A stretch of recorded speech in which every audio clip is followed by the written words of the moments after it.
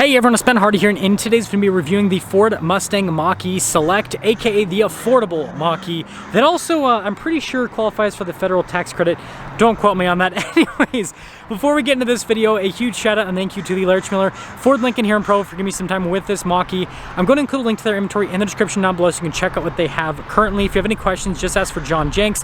And then on a side note, if you want to save time and money the next time you purchase a car, link to my car buying guide in the description down below. Let's get into it.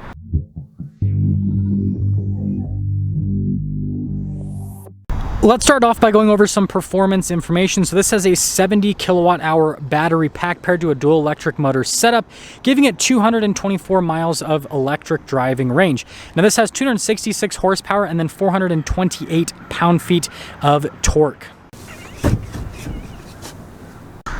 Now, popping into the front, you guys can see we've got a decent amount of storage space up front, which is one of the cool things of EVs. Now, before we go over the front end, I do want to mention, if you want to see more videos just like this, then I recommend you subscribe because I post content every single day. So taking a look at the hood, you guys can see we've got a bunch of soft lines. It's kind of a thing with EVs to make them more aerodynamically efficient. Really cool lights up front, and you guys probably saw the daytime running lights a little bit earlier in the other shot. I think those are really cool as well. And then look at like the front end design, pretty unique, and then parking sensors as well. Overall, for an electric vehicle, I think they did a pretty good job with designing the Mach-E. Coming around the side here, our tire and wheel setup is 225/60/18 in the front and over in the rear as well. And then you guys can see with the wheels, they're like metallic gray. I think that looks great. Notice we've got these unpainted fender flares here. We have our Mach-E 4 badge, and then you guys can see the trim all along the bottom as well. And then taking a few steps back, you guys can see the mirror caps are blacked out as well as the window trim. And with the wheels and everything all together, I think it looks pretty sweet. Now here is the key fob. You guys can see we've got the Mustang horse here on the back, and then notice we've got our unlock lock function and the unlock for the hatch. Now popping into the hatch area, you guys can see hydraulic. And when it comes to storage space, it's actually pretty dang solid. So we've got this mat here for the back, and then we can actually pick this up for more storage underneath. We also have a 12 volt here on the back as well. And then when you're all done, just plop that down and then it'll close it up. Really like the taillights here. Obviously they mimic the Mustang, you know, sports car taillights. And then we got the horse there in the center, as well as parking sensors here at the bottom. And putting it all together, although it's been controversial because, well, it's a Mustang SUV, I still think it looks sweet.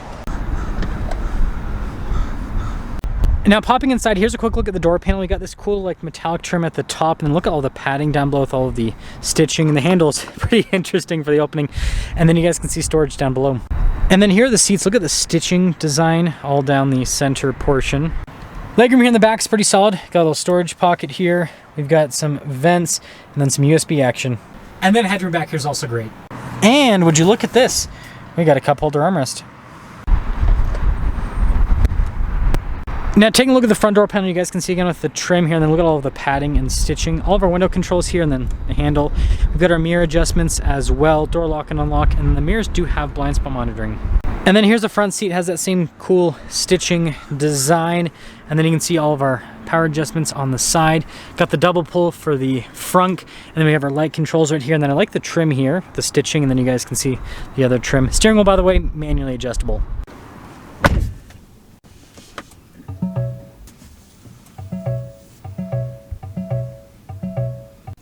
Now taking a look at the steering wheel itself, you guys can see the padding all around, and then look at like the insert right there and how the trim's darker at the bottom.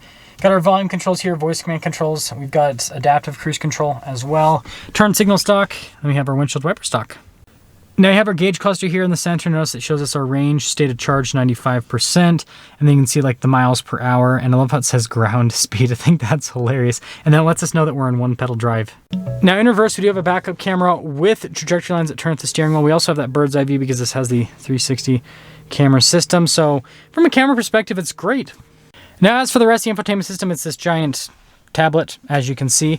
At the bottom, we got like a shortcut for the climate stuff, and then we have this little kind of bar here in the center to also be like another shortcut thing for different functions within the screen. And then you got like your radio section, and then we can press the home screen, and this will pull down this tab for more items you can go into, like charging, for example. And then if we press this tab, this will pull down our vehicle stuff. So we've got our different drive modes that we can go into, and then you can also adjust the one pedal drive if you want that on or off, propulsion sound as well. And then you have all of your other things you can adjust from here, like driving assistance, for example. So overall, even though I prefer Ford's horizontal screen, easy enough to use. I do want to mention, I'm really impressed with like the overall look of the dash. I think it looks pretty cool with all of the trim there. Got some USB port action there, and then you guys can see wireless phone charging pad, and then some cup holders right here. Parking assist with our headlights, parking brake, and then our little dial shifter here with some nice stitching. And then look at the center console. Lifting that up, you guys can see the lid here. Got a 12 volt inside, decent storage as well. And then speaking of storage, we've just got a regular glove box. Up top, we've got a pretty normal mirror, sunglass holder here, and then just a lighter colored headliner. So there's a little bit of glare, so it's kind of hard to see, but this is a Mach-E Select all-wheel drive 100A equipment group, for those of you that are wondering. Base price $49,595. After all options, this one's stickers for $51,135. Let's see how it drives.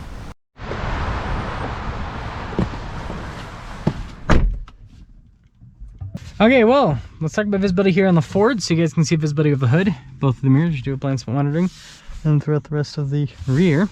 And let's set off. Now, I do need to mention I'm using this video for the Mach-E review, and then also for the Versus Model Y review as well. And so, yeah, or at least the driving impressions. The rest of the videos are unique. It's just the driving impressions that are going to be overlapping. I try to keep the driving to a minimum with vehicles to not put too many miles on them, and also to you know, risk management to a low. Now that Tesla is in valet mode, which is super annoying, so I couldn't really get like a super good feel. So right now we're in unbridled, more responsive. Let's engage do. Balanced every day, so we'll do unbridled for our acceleration. Cool, we can go. So I'm sure this will feel fast in the Tesla, because, yep. So yeah, but I mean, that's expected. If I pop this into Whisper though, that's the thing is, so Tesla has a chill mode, and that's kind of what the Whisper is. And the Whisper in the Mach-E feels punchier than Tesla's chill mode. So it feels like they still give you a little bit more acceleration. I mean, we can use this little parking lot here to show as well. But here's what I noticed is wind noise with them is actually pretty similar. Road noise though with this is a little bit less.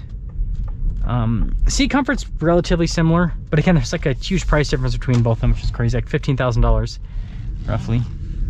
So this is Whisper mode here. Oh yeah, way punchier, way punchier. Now I like, don't get me wrong, you look at the power figures, like the Tesla has more horsepower, so like, yeah, it should feel faster if it was not in freaking valet mode. But here's what I see with this. Like, it actually has a gauge cluster here in the center. I do like Tesla's infotainment system. I feel like that's a little bit easier to use compared to the Mustang Mach-E here, but this is still easy to use, frankly. Build quality on this is way better, like fit and finish. Material use also just like looks and feels nicer. And so this just feels like a better car, and this is a less expensive car than that Tesla by a substantial margin, with how this is packaged out. And so let me know what you guys think about the Ford Mustang Mach-E, but you know, after driving these two back to back, my initial opinion when the Mustang Mach-E came out still stands. This is better than the Model Y. It just doesn't have Tesla's charging network. That's the only downside to this. Other than that, Ford's dealer network is better. The car is better. As soon as we have a better charging network for Fords, like RIP Teslas, like they're not even worth buying at that point, unless Tesla makes some major changes. But let me know your opinion on that.